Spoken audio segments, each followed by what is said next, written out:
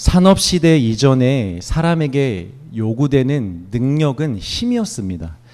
농업, 가축업, 사냥 이런 것을 하기 위해서는 이 힘이 있었어야 됐어요. 그래서 힘이 센 사람들이 당시에 잘 나가는 사람들이었습니다. 아무리 농기구를 잘 다룰 줄 알아도요, 밭을 갈 수 있는 체력이 없으면 여러분 농사를 지을 수가 없고요. 사냥 기술이 있어도 달리고 버티는 힘이 없으면 먹이를 잡을 수가 없죠. 자, 그리고 산업시대로 넘어오면서 이제는 힘보다는 머리가 중요한 시대가 되었습니다. 특히 암기력이 굉장히 중요한 시대가 되었어요. 그래서 수없이 개발되는 그 정보들을 누가 많이 암기할 것인가, 얼마나 많이 암기하여 알고 있을 것인가가 가장 중요한 시대가 되었던 거죠. 그래서 이 대학 입시 시험도 핵심이 무엇이냐면 누가 더 암기를 많이 하냐의 싸움이에요. 뭐 창의력 이런 거 없어요. 그냥 누구가 그냥 암기를 가장 잘 하였는가, 이게 가장 승패를 가르는 그런 시대가 있었습니다. 자, 그럼 지금 AI 시대에서는 여러분 어떤 능력이 요구되어질까요? 네, 제가 조금 과장을 보태서 얘기하면 요즘 시대에 여러분 암기하려고 애쓰는 사람들은요 바보라고 합니다. 바보 취급을 받습니다. 무엇인가 어떤 정보들을 막 암기하려고 애쓰는 사람들 있잖아요. 바보라고 취급받습니다. 말씀 암송 말고요. 말씀은 여러분 열심히 암송하세요. 그거는 열심히 암송해야 되지만 그 외에 이 사회 그 지식이나 정보들을 암송할 필요가 없다, 암기할 필요가 없다라는 거죠. 왜 그렇습니까? 모든 데이터를 가지고 있는, 그리고 단 몇 초 만에 정확하게 우리에게 보여주고 알려줄 수 있는 AI가 있기 때문입니다. 그래서 암기력은 더 이상 이제 인재를 규정하는 기준이 되지 못합니다. 그럼 어떤 사람이 유능한 사람으로 인정받을 수 있느냐? 이 시대를 이끌어갈 수 있느냐? 어떤 사람일까요, 여러분?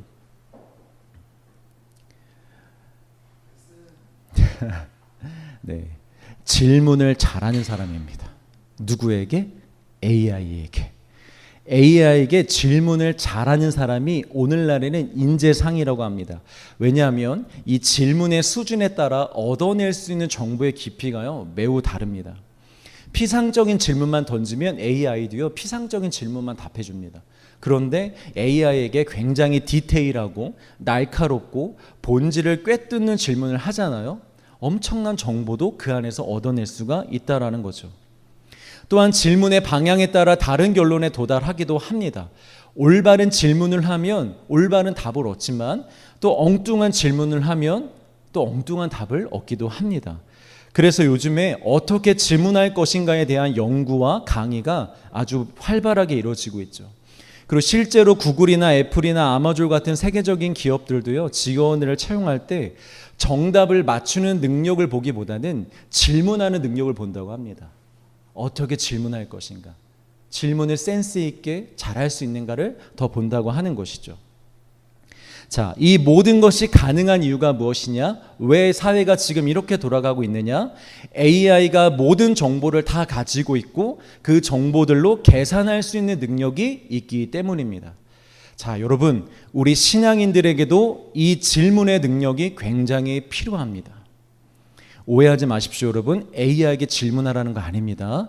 여러분, 우리가 신앙생활을 하면서 꼭 AI에게 질문하는 사람들이 있는데요, 간단한 지식 정보들은 물어볼 수 있어요. 뭐 예를 들면 갑자기 예수님의 제자 12명의 명단이 생각이 안 나. 그리고 AI에게 물어볼 수 있어요. 그게 죄는 아니에요, 여러분. 걱정하지 마시고 그런 간단한 지식 같은 거는 물어보셔도 돼요. 근데 AI에게, AI야, 하나님이 지금 나를 향해서 무엇을 뜻하고 계실까? 내가 지금 이 회사에 들어가려고 하는데 이게 하나님 뜻이 맞다고 넌 생각하니? 라고 AI에게 물어보시면 안 된다라는 거예요. 우린 누구에게 질문해야 됩니까, 여러분? 하나님에게 해야 됩니다. 왜냐하면 세상 모든 지식을 가지고 계신 정도가 아니라 하나님은 이 세상을 창조하신 분이십니다. 온 세상을 경영하시는 분이십니다. 모든 일의 선과 악을 판단하시는 분이시며 모든 일을 가능케 하는 분이 바로 우리의 하나님이십니다. 그런데 여러분, 누구에게 인생을 묻겠습니까? 누구에게 찾아가 인생을 물어볼 것이며 여러분들을 향한 뜻을 물어보겠습니까? 다른 데 찾지 마십시오. 오직 하나님 앞에 가셔서 물어볼 수 있길 주의 이름으로 축복합니다. 여러분, 그게 우리가 가진 능력이잖아요. 세상 사람들과 구별되는 우리만의 능력, 하나님께 물어볼 수 있다. 하나님, 내가 어떻게 살아가야 될까요? 어느 길로 가야 될까요? 누구를 만나야 될까요? 어떻게 행동해야 될까요? 세상 사람들은 물어볼 데가 없어요, 여러분. 기껏해야 AI예요. 그런데 우리는 살아계신 하나님 아버지, 온 세상의 주인이신 하나님께 물어볼 수 있잖아요. 여러분, 이것만큼 강력한 능력이 어디 있습니까? 반대로 하나님의 뜻을 구하지 않고 묻지 않고 스스로 판단하고 생각하고 결정하며 사는 인생은요, 굉장히 불완전합니다. 그리고 불완전한 뿐만 아니라 하나님은 그런 삶을 악으로 규정하십니다. 교만하다 하십니다. 나에게 묻지 않고, 여호와 하나님인 나에게 묻지 않고, 너희들의 왕인 나에게 묻지 않고 늘 스스로 결단하고 결정하고 살아가는 너희의 삶은 매우 교만하고 악하다라고 그렇게 규정하십니다. 최근에 주일에 우리가 보고 있는 룻기를 여러분 기억하시죠? 이 사사시대가 그 어떤 시대보다 절망인 시대의 이유가 무엇입니까? 하나님의 뜻을 구하지 않았기 때문입니다. 하나님께 묻지 않는 시대입니다. 다 각자가 자기 소견에 오른 대로, 자기 생각에 오른 대로, 자기 마음이 가는 대로만 살 뿐이지 하나님께 묻는 자들이 없었습니다. 하나님, 우리 이렇게 사는 게 맞나요? 저희 지금 뭔가 잘못하고 있지 않나요? 우리 어떻게 살아야 됩니까? 라고 묻는 자가 없었어요. 이렇게 사는 게 맞는 것 같은데, 난 이게 좋은데, 난 이거 하고 싶은데, 그렇게 생각이 드는 대로, 마음이 가는 대로 살았던 시대였습니다. 여러분, 하나님의 뜻을 구하지 않는 인생은요, 하나님께 묻지 않는 인생은요, 아무리 빨리 달려가도 그 길은 절벽으로 가는 길입니다. 또한 하나님께 뜻을 구하지 않는 인생은요, 아무리 신중히 걸어가도 빠져나올 수 없는 늪을 걸어가는 것입니다. 명심하시길 바랍니다. 아무리 잘 달려가는 것 같아도요, 그 길 끝에는 절벽밖에 없습니다, 여러분. 낭떠러지입니다. 아무리 또 신중하게 고려하고 고민하고 상담받고 사람들에게 물어보고 그렇게 신중하게 간다 할지라도 하나님께 뜻을 묻지 않으면 그 길은 늪으로 가는 길이라는 거예요. 오늘 이 이야기를 좀 해보려고 합니다. 오늘 새벽에 역대상의 법궤에 대한 이야기가 시작이 되었었죠. 다윗이 왕이 되었을 당시에 여호와의 법궤가 예루살렘에 없었습니다. 며칠 전에 21대 대통령이 새롭게 취임을 하여 이 대통령실에 들어갔는데 뉴스를 보니까 어떤 뉴스가 나오냐면 아무것도 없대요. 컴퓨터도 없어, 복사기도 없어, 심지어 펜과 노트조차 없어서 이 새롭게 뽑힌 대통령이 일을 할 수가 없는 상황이 됐다라고 뉴스에 나온 걸 보았습니다. 여러분, 다윗이 취임해서 들어가 봤더니, 궁전에 들어가 봤더니 언약궤가 없는 거예요. 다윗은 언약궤를 매우 중요시 여겼거든요. 그것이 자신의 왕위를 그거를 수행하는 데 있어서 가장 중요한 핵심으로 보았거든요. 근데 들어갔는데 언약궤가 없는 거예요. 언약궤는 여러분 컴퓨터가 아니잖아요. 노트 펜과 비교할 수 있겠습니까? 그럼 대체 이 언약궤는 어디에 있었을까요? 하나님의 임재를 상징하고 이스라엘의 신앙의 중심이었던 이 언약궤가 대체 어디 갔던 것일까요? 우리 시간을 좀 거슬러 올라가 볼까요? 아직 사울이 왕위에 오르기 전 사사시대 말미에 이스라엘 백성들이 블레셋과 전쟁을 합니다. 그런데 이스라엘 백성들이 다 자기 소견에 옳은 대로 마음대로 살고 있는데 여러분, 이 전쟁에서 승리할 수 있겠습니까? 이스라엘의 전쟁의 역사의 공식을 보면요, 하나님을 떠나면 필패입니다. 무조건 집니다. 마음에서 하나님을 떠나거나 뭔가 잘못을 하거나 회개하지 않으면 반드시 전쟁에서 패하게 되어 있습니다. 아무리 가능성이 있고 무기가 있고 전략이 있고 자신감이 있어도요, 하나님을 떠나 치르는 전쟁은 반드시 지게 되어 있습니다. 제가 예를 들어줄 것도 없어요. 여러분, 구약 성경 아무 데나 펼쳐보세요. 이스라엘이 하나님을 떠나면 무조건 전쟁에서 집니다. 여러분, 명심하십시오. 어떤 이유로든 여러분들이 말씀과 기도와 예배 자리를 떠나면 여러분들의 영적 전쟁에서 반드시 집니다. 그 무엇으로도 이길 수가 없습니다. 여러분, 주변에 아무리 훌륭한 사람들이 있다 할지라도 여러분들이 기도하지 않으면, 말씀으로 살지 않으면, 예배 자리를 떠나면 여러분들은 영적인 전쟁에서 반드시 지게 되어 있습니다.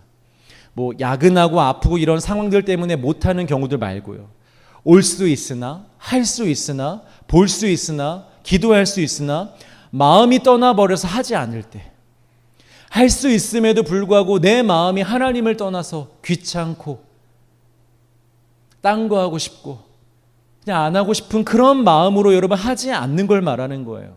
그렇게 하나님을 의지하지 않고 하나님으로부터 마음이 떠나 있으면 여러분 아예 싸울 수가 없습니다.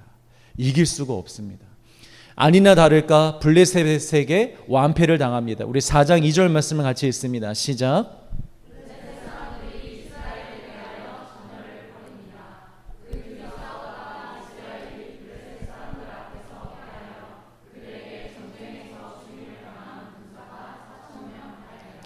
한 번의 전쟁에서 죽은 이스라엘 백성들의 숫자가 몇 명? 4,000명입니다. 여러분 이거는 어마어마한 숫자입니다. 전쟁에서 4,000명이 죽었다.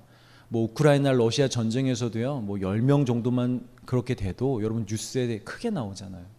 4,000명? 이건 말도 안 되는 거예요. 엄청나게 크게 패한 것입니다. 이전에 하나님의 도우심으로 전쟁에서 이겼을 때는요. 죽은 자들이 기록이 안 돼요.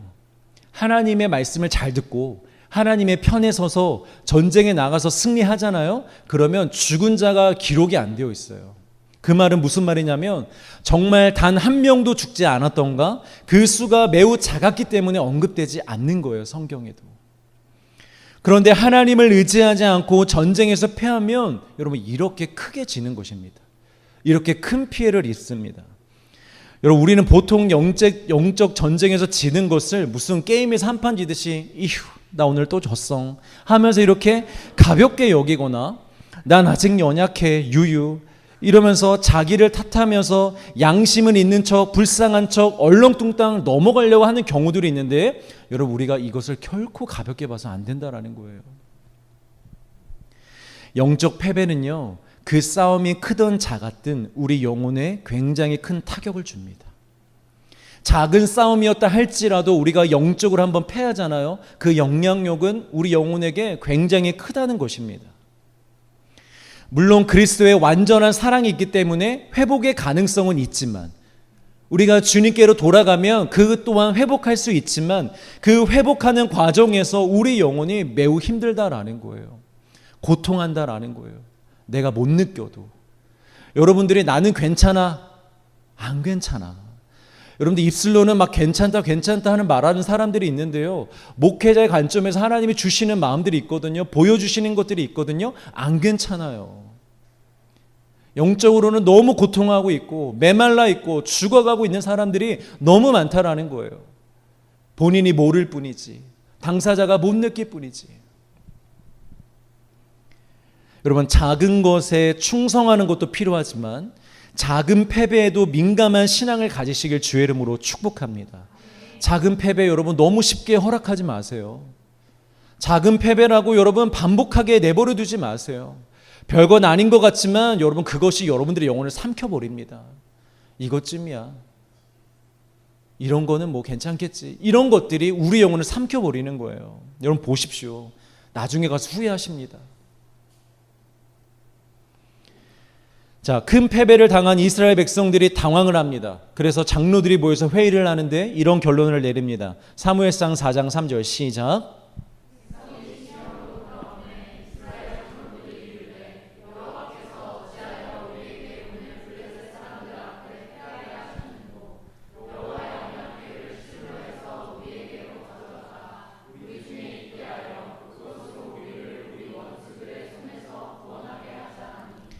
하나님과 함께하지 않아서 진 것이다. 하나님을 모시고 다시 싸워보자. 얼핏 보면요 굉장히 은혜로운 결과 같죠. 회의 같죠. 그런데 자세히 보면 그렇지 않습니다. 이것은 굉장히 어리석고 무서운 결론입니다. 여기 잘 보십시오. 제가 표시한 데를. 하나님의 언약궤를 무엇이라고 말하고 있습니까? 그것, 이것저것 그것. 물건으로 얘기하고 있는 거예요. 하나님을 마치 물건으로 여기고 있는 것입니다. 여기에 그것만 있으면, 그 물건만 있으면 된다는 거예요. 이게 바로 여러분 우상입니다. 하나님을 물건 취급하는 것, 하나님을 도구화하는 것, 이게 바로 우상입니다. 신명기 4장 15절 여호와께서 호렙산 불길 중에서 너에게 말씀하시던 날에 너희가 어떤 형상도 보지 못하였은즉 너희는 깊이 삼가라. 옛날에 산에서 하나님께서 모세에게 백성들을 위한 율법을 주셨어요. 그런데 그때 주실 때에 하나님은 그 어떤 모양으로도 나타나지 않으셨어요. 모세가 보지 못하게 하셨어요. 그냥 하늘에 울려 퍼지는 소리로 모세에게 임하셨습니다. 그런데 그렇게 하신 이유가 무엇이냐? 백성들이 그것을 우상으로 섬길까 봐 그러셨다라는 거예요. 그러니까 예를 들면 이런 것입니다. 하나님이 만약에 그 산에서 어떤 바위에게 임하셔서 갑자기 바위에게 입이 생겨서 막 바위가 말을 해. 바위에서 막 소리가 들려.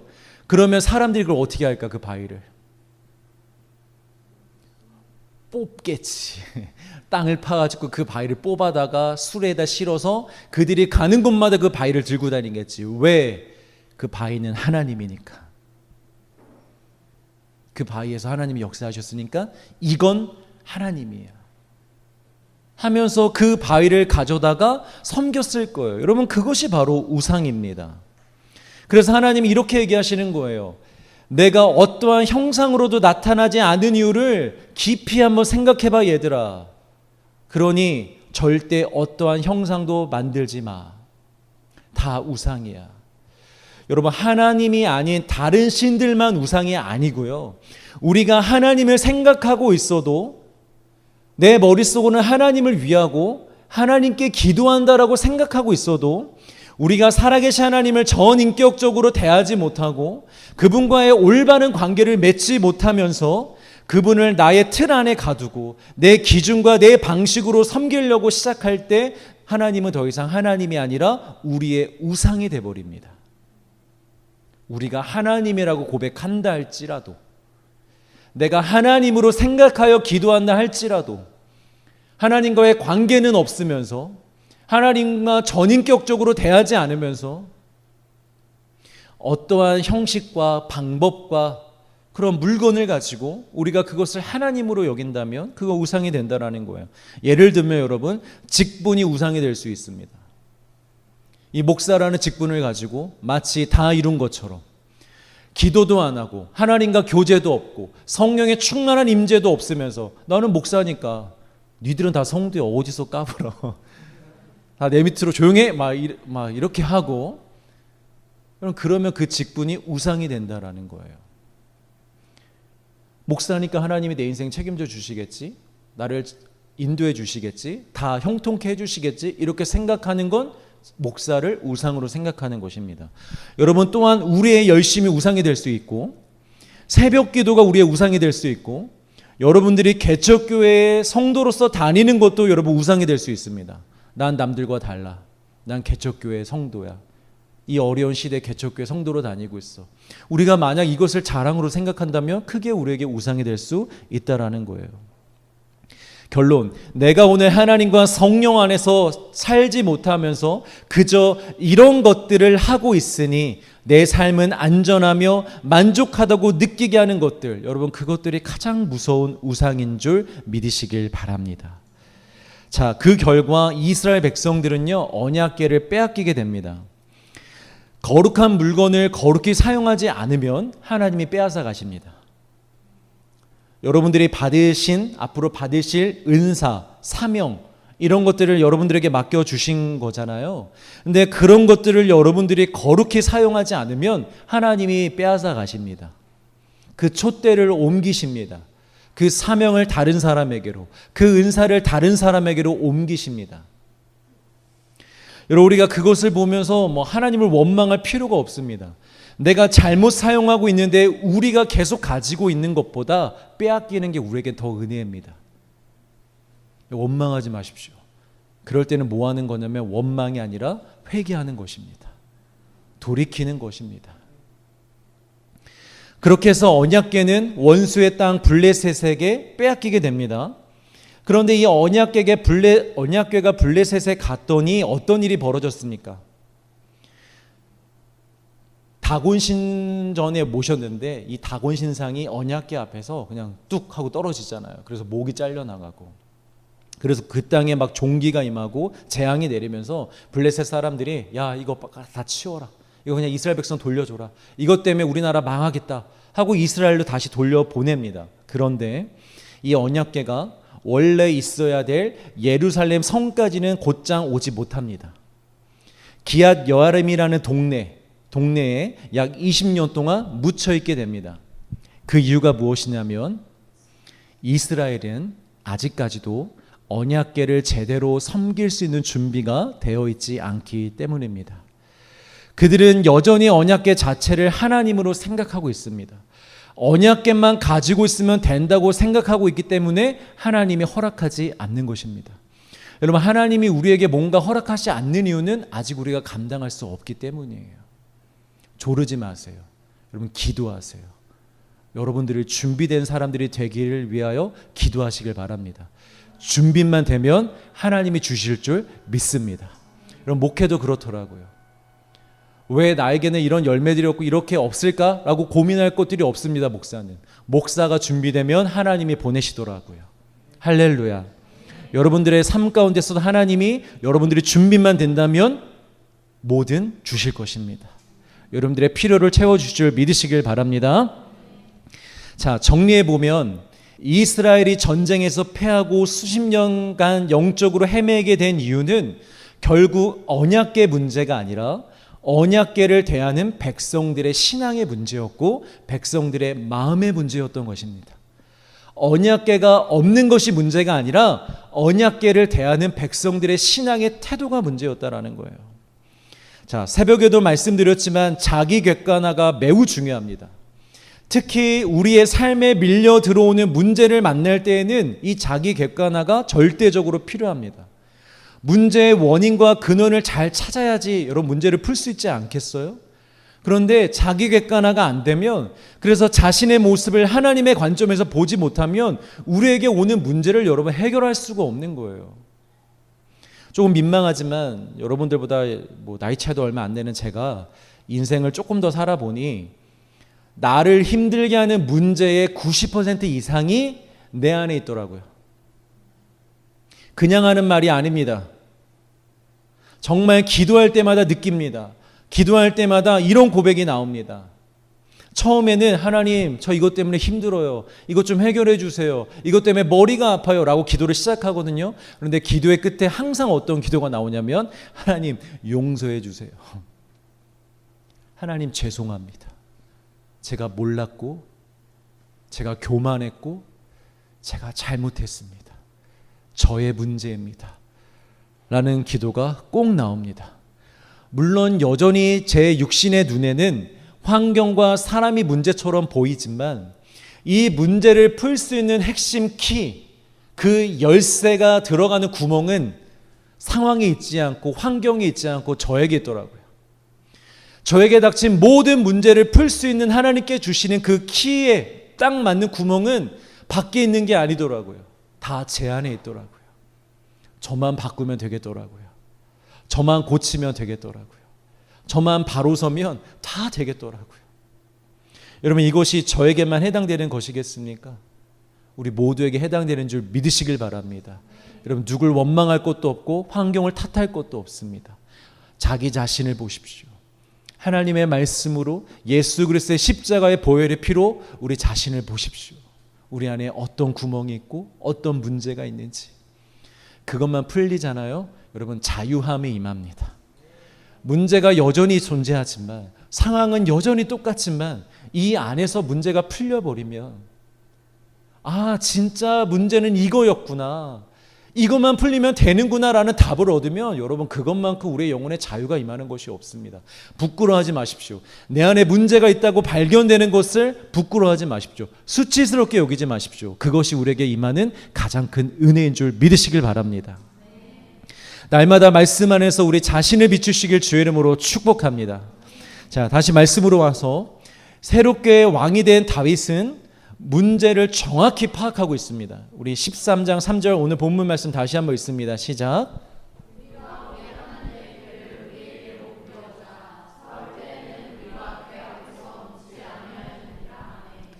사울의 때는 뭘 하지 않았다고요?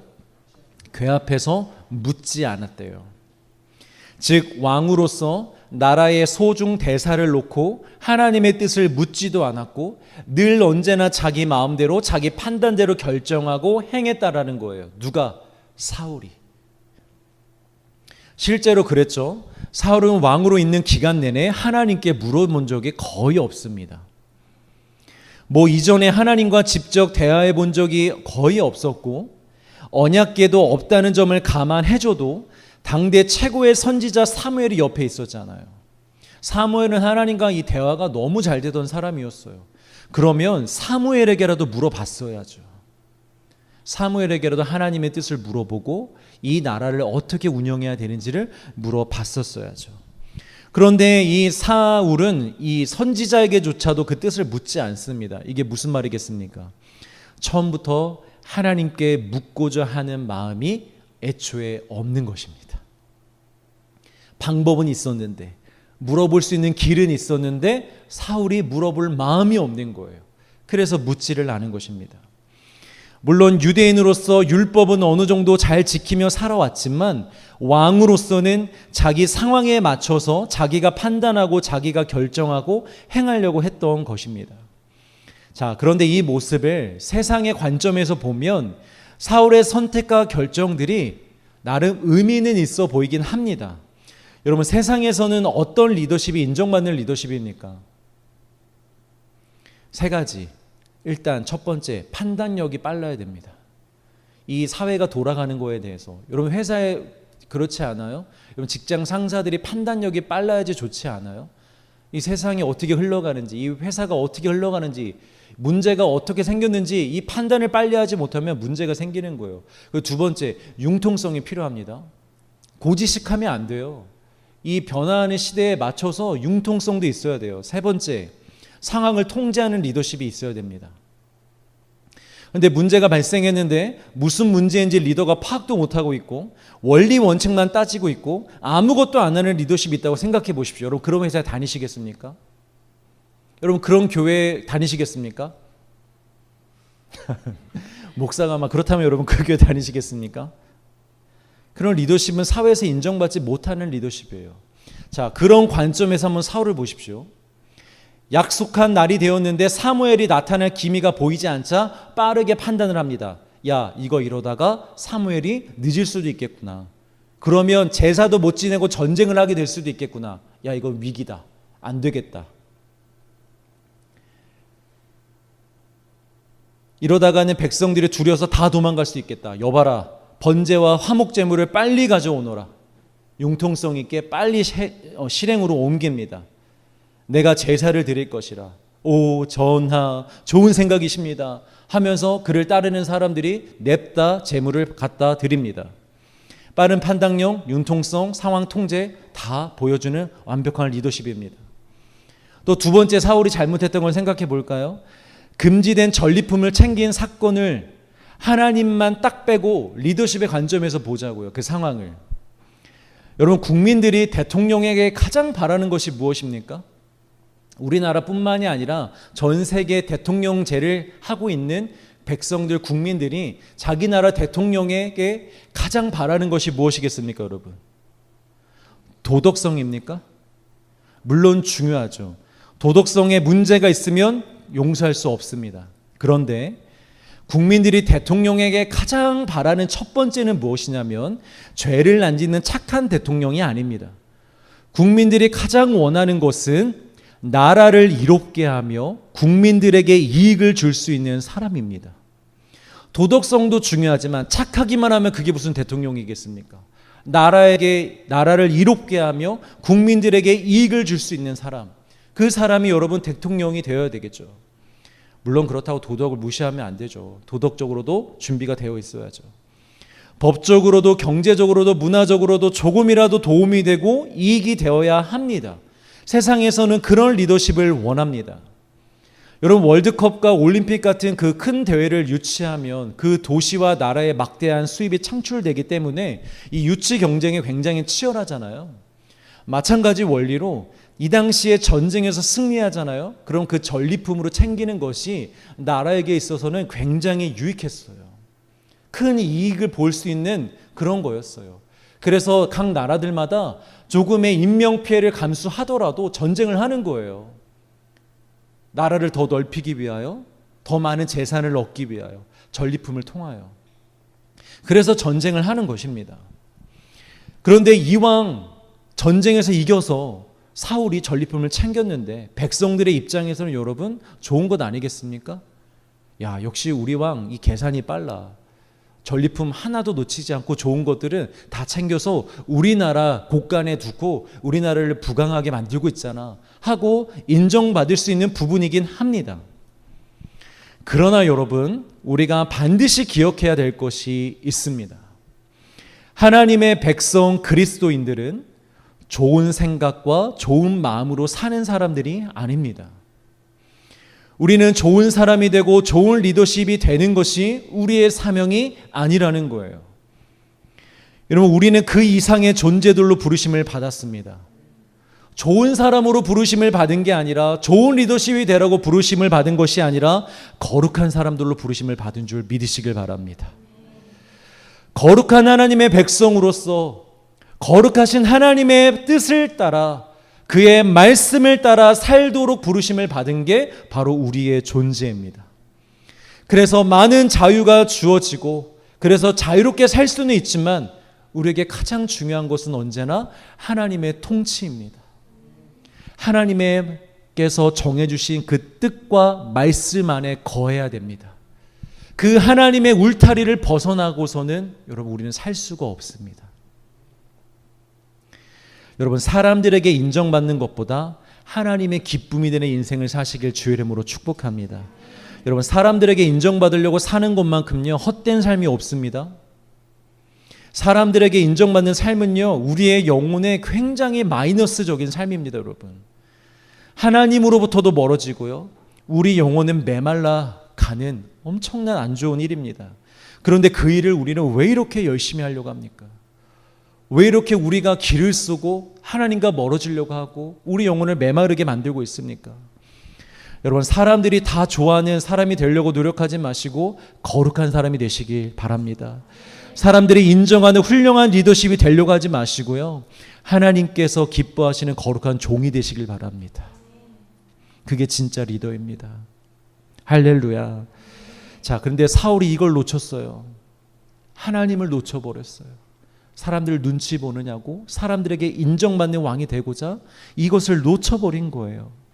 사람들에게 인정받는 왕은 될 수 있을지 모르겠지만 하나님으로부터는 버림을 받은 사람이 되었습니다. 자, 이 근본적인 문제를 다윗은 정확히 알고 있었던 거예요. 사울 시대의 문제는 무엇이었느냐? 여호와께 묻지 않은 것이다. 사울이 능력이 부족해서도 아니고 나라가 힘이 없었던 것도 아니고 뭔가 다른 요소가 있었던 것도 아니라 이스라엘이 지금까지 어려움을 겪었던 이유는 딱 하나, 여호와께 묻지 않은 것이다. 그래서 다시 언약궤를 가져오는 것입니다. 내가 왕이라고 내 마음대로 정치하고 결정하는 것은 옳지 않아. 우리가 살 길은 진짜 왕이신 하나님의 통치를 받는 것이고 그분께 물으며 그분의 뜻을 구하는 것이야 라는 확신이 있었던 것입니다. 그런 마음으로 언약궤를 가져오려고 하니 여러분, 하나님이 얼마나 기뻐하시겠습니까? 자, 그런데 오늘 새벽에 본 것처럼 언약궤가 돌아오는 중에 문제가 생겼습니다. 다윗이 뭘 놓친 걸까요, 여러분? 정상대로라면 한 번에 예루살렘으로 갔었어야 됐거든요. 그런데 중간에 우사일이 생기잖아요. 오늘 처음 오신 분들도 우사는 다 아실 거라고 믿습니다. 우사일이 생기잖아요. 근데 그 일이 왜 생겼을까요? 왜 중간에 문제가 생겼을까요? 앞으로 왕으로서 전쟁과 같은 크고 중요한 일들은 이제 하나님의 뜻을 구해보겠다고 했지만 언약궤를 옮기는 방법과 같은 우리 측에서 볼 때는 그리 중요해 보이지 않는 작은 일에서는 하나님의 뜻을 놓쳤기 때문입니다. 큰 일에 있어서는 하나님의 뜻을 구해야지, 그게 왕이지, 그래야 이 나라가 살지 라고 크게 결단을 했지만 아주 작은 부분, 그 언약궤를 옮기는 그 작은 일에 있어서는 하나님의 뜻을 놓친 것입니다. 여러분, 법궤는요 율법상 하나님이 정해준 법상 반드시 사람이 매야 됩니다. 그런데 이 다윗이 하나님의 법을 어기고 수레에다 실어서 소가 끌게 했죠. 다윗이 율법을 잊어버린 것인지, 아니면 정말 몰랐던 것인지, 아니면 알면서도 조급한 마음에 무시했던 것인지 제가 정확히는 모르겠어요. 그러나 분명한 것은 하나님의 뜻대로 행하지 않았다라는 거예요.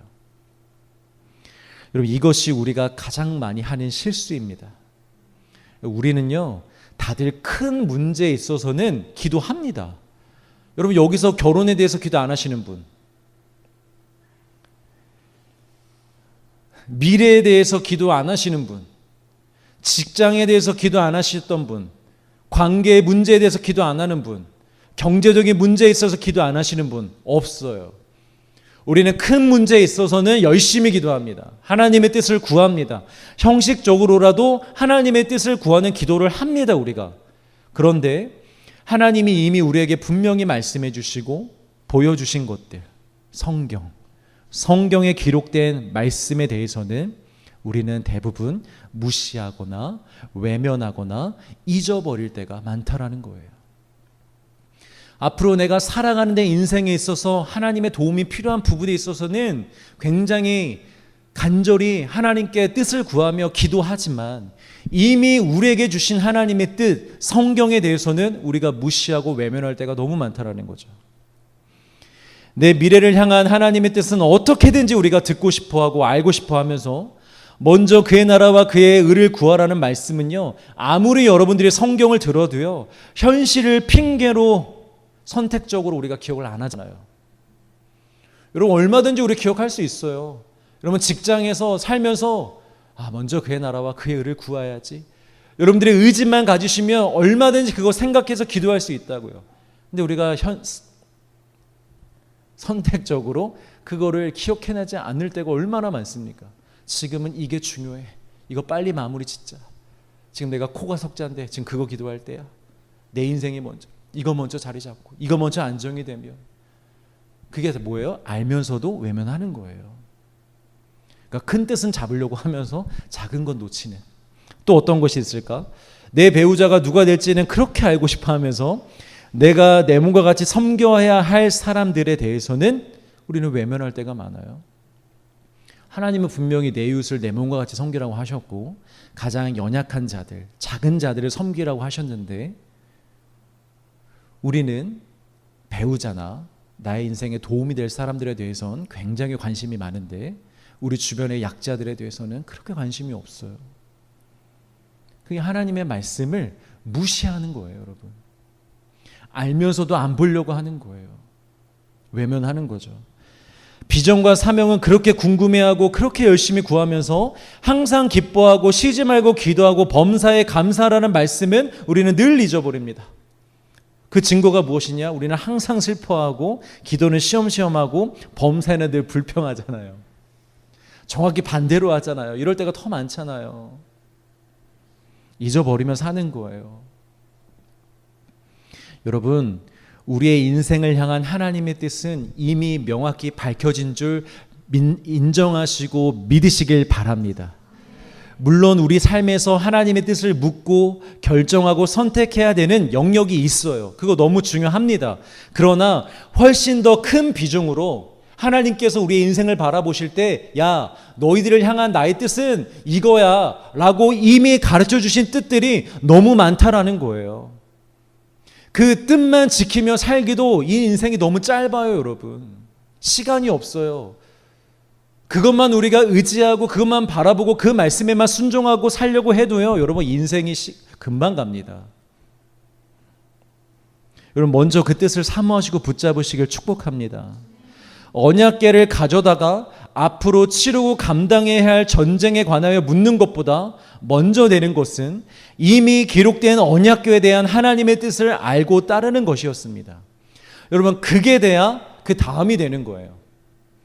언약궤를 옮기는 방법을 내가 정확히 알고 그 뜻에 순종을 해야지 언약궤를 가져올 수 있는 것이지, 언약궤를 옮기는 방법은 무시하고 그건 외면하고 그건 마음대로 하면서 언약궤를 모셔다가 앞으로 큰 일에 있어서 하나님에게 뜻을 묻겠다? 여러분, 이거 어불성설이라는 거예요. 이거 먼저, 말씀 먼저, 우리에게 주신 계명 먼저, 성경 먼저, 그것 먼저 우리가 삶을 살아내야지. 그걸 하나님께서 우리를 향한 뜻으로 받아들이고 순종해야지.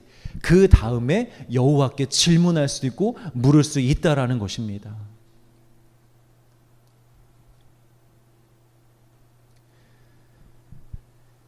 다윗은 우사가 죽은 이후에 정신을 차립니다. 그리고 재정비를 합니다. 자, 15장 2절 말씀이 있습니다. 시작.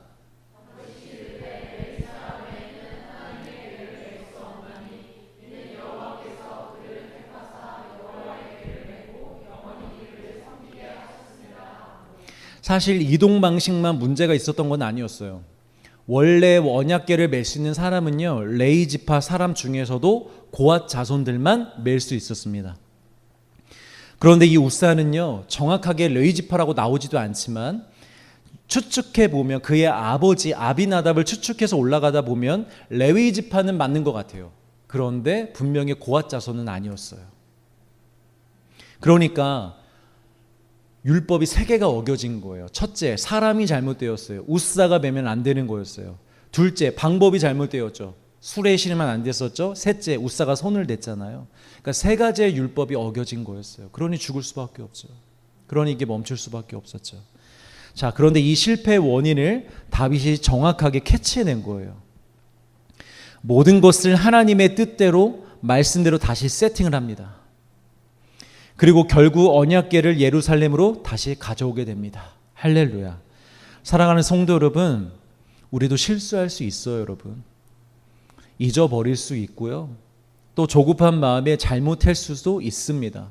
그러나 진짜 중요한 것은 무엇이냐면 그 실패를 통해서 하나님의 뜻이 무엇인지를 깨달으셔야 됩니다, 여러분.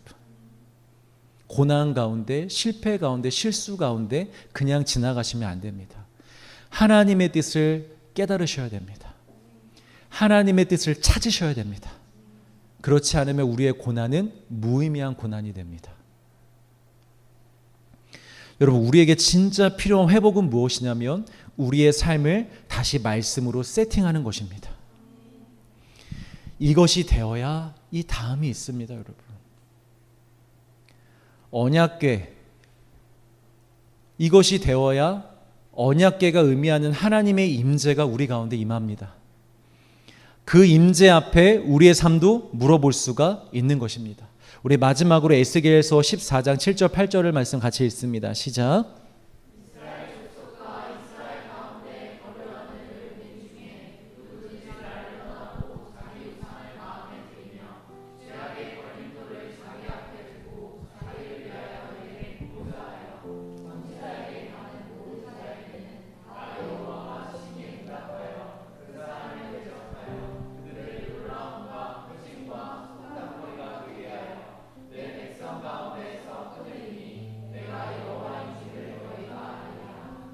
자, 여러분 지금 졸리시고 또 이렇게 성경도 길고 해서 이 내용이 잘 안 들어오실 텐데요. 제가 아주 짧게 굵게 요약할게요. 마지막입니다. 여러분 정신 차리고 한 번만 들어주십시오. 에스겔 선지자가 활동하던 당시는 바벨론 초기입니다. 바벨론 포로기 초기.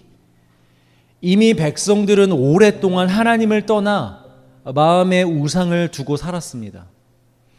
겉으로는 형식적인 신앙생활을 하고 있었을 때입니다. 그런 상황에서 이 나라가 바벨론에 의하여 멸망을 당하자, 이 나라와 개인의 삶에 문제가 생기자 그제서야 이 백성들이 여호와께 묻기 시작한 거예요. 그제서야. 뭘 물었을까요, 여러분? 여러분 같으면 뭘 물어보겠어요? 나라가 멸망을 당했어요. 옆에 있는 친구들, 가족들이 포로로 다 끌려가고 있어요. 나도 이제 좀 있으면 포로로 끌려가게 생겼어요. 여러분 그런 상황에서 여호와 하나님께 여러분 뭘 물어보시겠습니까? 하나님, 앞으로 어떻게 되는 것입니까? 이 위기 속에서 우리는 구원받을 수 있습니까?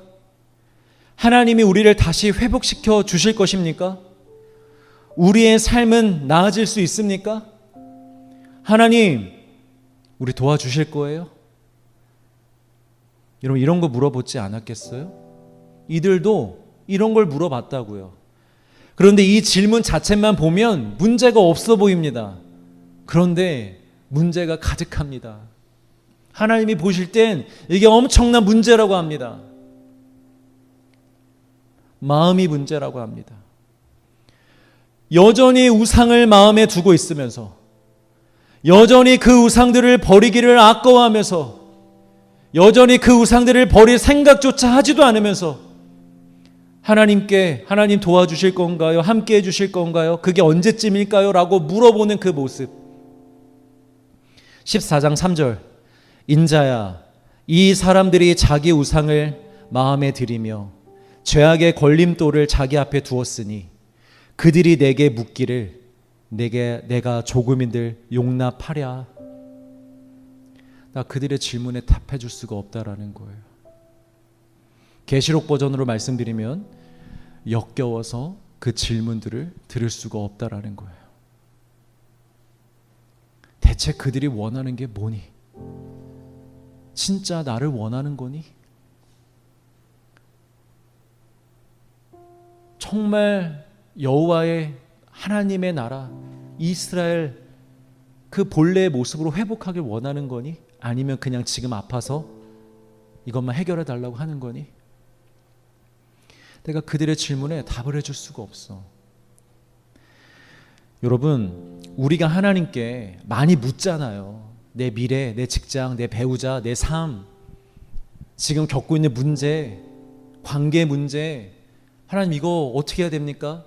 하나님 저 도와주실 건가요? 해결해 주실 건가요? 언제쯤이요? 언제쯤 주실 거예요? 우리 이렇게 많이 질문 던지잖아요. 그런데 여러분들에게 응답이 많이 임하던가요? 하나님이 말씀 많이 해주시던가요? 제가 알기로는 99%의 크리스찬들이 응답을 못 들어요. 목사님 저 들었습니다. 너 생각이야.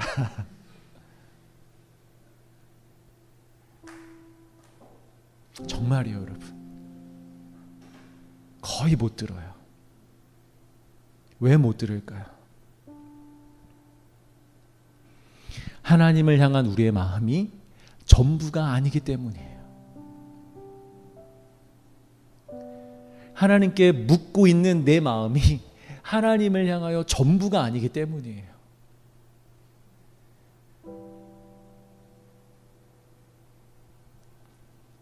지극히 부분적이며 하나님 외에 사랑하는 것들, 하나님과 동시에 사랑하는 것들, 거룩과 생명을 향해 가는데 걸림돌들이 너무 많기 때문이에요. 여러분 생각해 보십시오. 여러분들의 지금 환경, 상황, 여러분들의 성향, 성격, 자존심, 여러분들의 꿈, 취미, 욕심, 관계, 여러분들의 소원, 안정감, 편안함, 게으름, 수없이 많은 것들이 지금 우리에게 걸림돌이 되어서 하나님 앞에 온전히 서지를 못하는 거예요. 그러면서 묻고 있는 거예요. 하나님 내 인생 어떻게 될까요? 하나님 도와주실 거예요?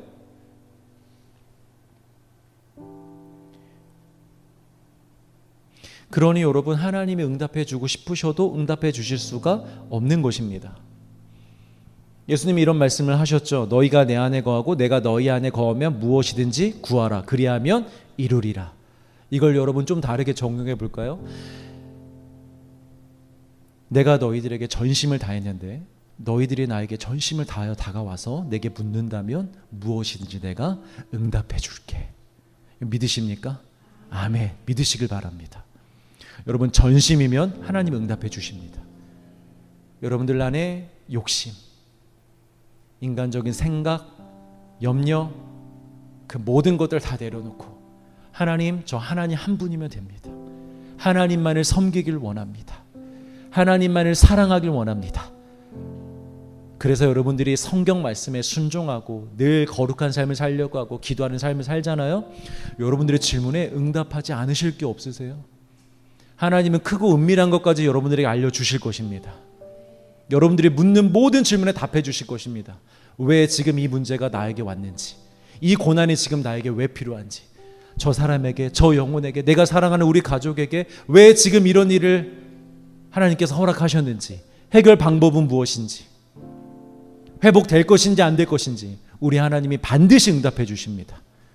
여러분 그런 인생 여러분 상상해 보세요. 얼마나 그 인생이 재밌다고 표현하긴 좀 너무 경박하고 얼마나 그 인생이 여러분 즐겁겠습니까? 얼마나 그 인생에 확신이 있겠습니까? 얼마나 그 인생에 힘이 있고 능력이 있겠습니까? 여러분, 우리 말씀으로 다시 돌아갑시다. 다시 말씀으로 우리의 삶을 세팅합시다.